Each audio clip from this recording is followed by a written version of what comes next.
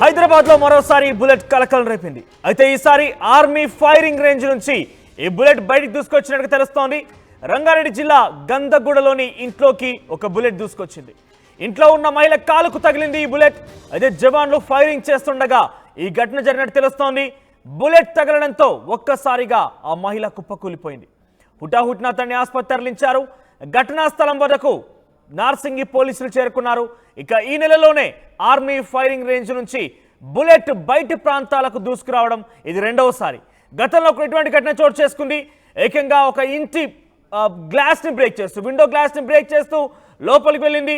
ఆ బెడ్ పైన ఒక బుల్లెట్ పడినటువంటి ఆ దృశ్యాలు గమనించిన స్థానికులు పెద్ద ఎత్తున భయాందోళనకు గురయ్యారు. ఆ తర్వాత పోలీసులకు ఫిర్యాదు చేస్తే అది ఆర్మీ రేంజ్ నుంచి వచ్చిన బుల్లెట్గా చెప్పడం జరిగింది. ఆర్మీకి సంబంధించిన బుల్లెట్ మీద ఆ గుర్తులు కూడా ఉన్నట్టుగా అధికారులు చెప్పారు. సో ప్రస్తుతం మరొక ఘటన కూడా చోటు చేసుకుంది. రంగారెడ్డి జిల్లాలో జరిగింది ఈ ఘటన.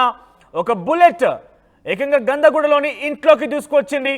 ఆ బుల్లెట్ని ఒక మహిళ కాలికి గాయమైంది. ఆ బుల్లెట్ ద్వారా ఆ మహిళ వెంటనే అక్కడక్కడ కుప్పకూలిపోయింది. తనని ఆసుపత్రి తరలించారు. అయితే బుల్లెట్ ఆర్మీ రేంజ్ నుంచి వచ్చినట్టుగా పోలీసులు గుర్తించారు. నార్సింగి పోలీసులు అక్కడికి చేరుకున్నారు. ఒకసారి ప్రతినిధి పెట్రిషా దగ్గరికి వెళ్దాం. పెట్రిషా, సో ఏంటి బుల్లెట్ ఇది రెండవసారి? గతంలో కూడా ఇటువంటి ఘటన కూడా చోటు చేసుకుంది. ఇది రెండవసారిగా మనం చూడొచ్చు. ముఖ్యంగా హైదరాబాద్ పరిసర ప్రాంతాల్లో ఇది రెండవ ఘటన. కొంత భయాందోళన కలిగిస్తోంది. ఆర్మీ రేంజ్లో ఉన్నటువంటి ఆ బుల్లెట్స్ ఎందుకు మిస్ఫైర్ అవుతున్నాయి? ఎందుకు ఈ రకంగా పలు ఘటనలకి సంభవిస్తున్న పరిస్థితి కనబడుతోంది?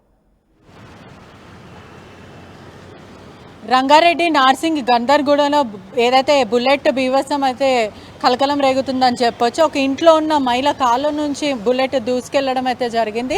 మహిళకి వెంటనే అక్కడ గాయాలు జరగడంతో అక్కడనే కుప్పకూలింది. హుట్టాహుట్టిన తనని గోల్కొండ హాస్పిటల్కి తరలించడం అయితే జరిగింది. వెంటనే హాస్పిటల్కి ఆమెని తరలించారు. ఏదైతే ఆర్మింగ్ రేంజ్లో జవాన్లు ఫైరింగ్ చేస్తున్న ఈ ఘటన జరిగింది. ఈ నెలలో ఇది రెండవసారి అని చెప్పొచ్చు. వెంటనే ఆ మహిళను హాస్పిటల్కి తీసుకున్న వెంటనే తనని తన పరిస్థితిని పూర్తిగా ఎగ్జామిన్ చేసిన వెంటనే తనకు చిన్న గాయమే తగిలిందని చెప్తున్నారు. కానీ ఇటువంటివి తరచూ జరుగుతున్నాయి. ఇది ఈ నెలలో రెండోసారి అని చెప్పొచ్చు. గతంలో ఏదైతే రెసిడెన్సీ ఏరియాస్ ఎక్కడైతే ఆర్మీ ట్రైనింగ్ జరుగుతున్న ఆ ఏరియాస్లో కూడా సుమారుగా 1 కిలోమీటర్ రేడియేషన్స్లో రెసిడెన్సీ ఏరియాస్ ఉంటాయి. అక్కడ చుట్టుపక్కల జనాలు అందరూ ఉంటారు. కొంచెం ఇరుకిరుకుగా ఇల్లులు కూడా ఉంటాయని కూడా పూర్తిగా అయితే సమాచారం వస్తుంది. అదేవిధంగా ఆ మహిళకు తరిగిన వెంటనే తను కుప్పకూలింది. వెంటనే గోల్కొండ పోలీసులు ఎవరైతే గోల్కొండ హాస్పిటల్కి తీసుకెళ్లారు. నార్సింగ్ పోలీసులు వెంటనే అలర్ట్ అయ్యి పూర్తిగా క్లూస్ టీమ్స్ అక్కడ వచ్చి అదేవిధంగా బుల్లెట్ ని స్వాధీనం చేసుకున్న తర్వాత కేసు అయితే నమోదు చేసి తనని హెల్త్ పూర్తిగా ఎగ్జామిన్ చేయడం జరిగింది. ఇది రెండవ ఘటన. మొదటి ఘటనలో తప్పిదంగా జరిగింది. అక్కడ ఎటువంటి ప్రమాదం సంభవించకపోయినప్పటికీ ఇక్కడ చాలా క్లియర్ గా మహిళకు బుల్లెట్ తగిలింది.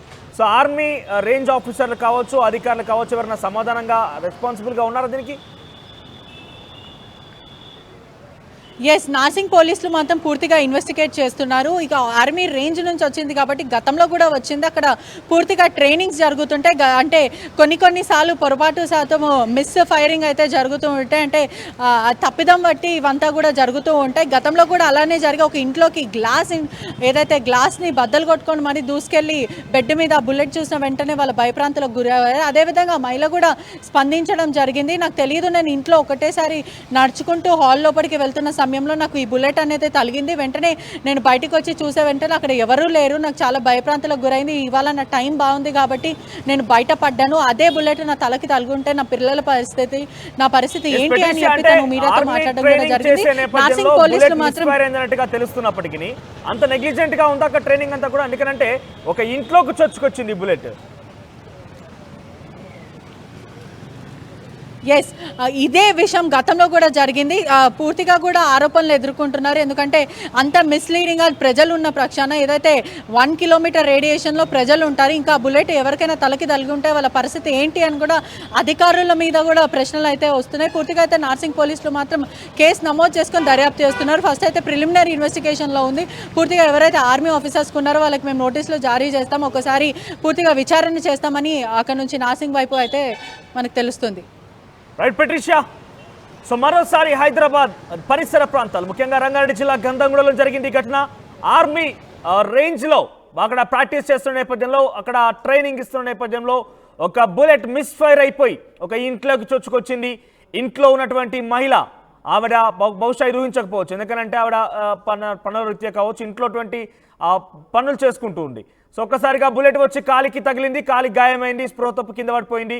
వెంటనే ఆవిడని ఆసుపత్రి తరలించారు పోలీసులు. ప్రమాదవశాత్తు అంటే తనకు డెఫినెట్గా ఒక అదృష్టం అని చెప్పొచ్చు. ఎందుకంటే ఆ బుల్లెట్ తగలరాని చోట, ఇంకా హెడ్కి కానీ అప్పర్ బాడీలో ఎక్కడ తగిలినా కూడా తన ప్రాణానికే ప్రమాదం పొంచి ఉండేది. కానీ ఫుట్ మీరు చూస్తున్నారు ఎక్కడ తగిలింది అనేది ఆర్టీవీ స్క్రీన్ పైన. సో ఆ ఫుట్ భాగంలో తగిలింది కాబట్టి కొంత సేఫ్ సైడ్గా ఉంది. తనకి ఎటువంటి ప్రాణాంతకరమైనటువంటి అంటే ప్రాణం పోయేంత అంటే డెఫినెట్గా ఒక అదృష్టంగా భావించాలి. సో ఇక్కడ జరిగిన ఘటన ఆర్మీ ఆఫీసర్లు ట్రైనింగ్ చేస్తున్న నేపథ్యం జరిగినట్టుగా చెప్తున్నారు. మరి చూద్దాం, గతంలో కూడా జరిగిన ఇటువంటి ఘటన, ఇది రెండవసారి.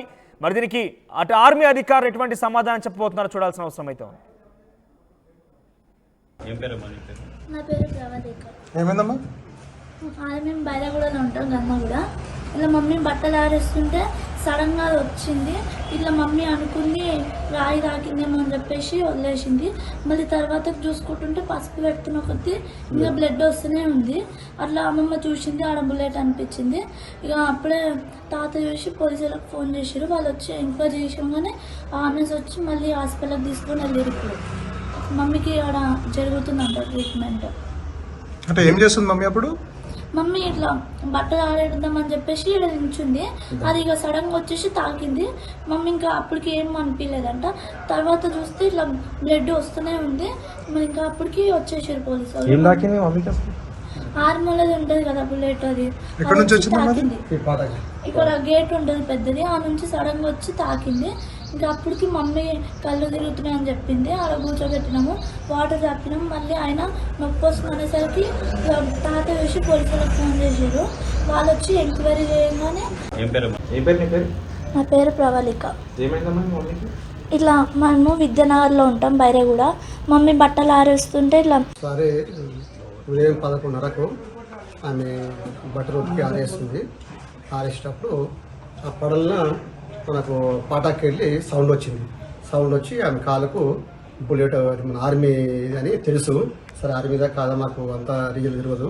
సార్ వాళ్ళు వచ్చి అంతలోగానే ఆమెకు బుల్లెట్ డైరెక్ట్ కాలుకు ఫ్రాక్చర్ అయింది.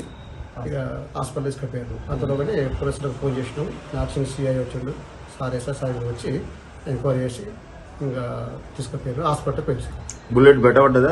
బయటనే సార్, బయటనే పడ్డది. ఈ కంపౌండ్లో పడ్డది. కంపౌండ్లో పడితే తీసుకొచ్చి సార్ చూపించారు.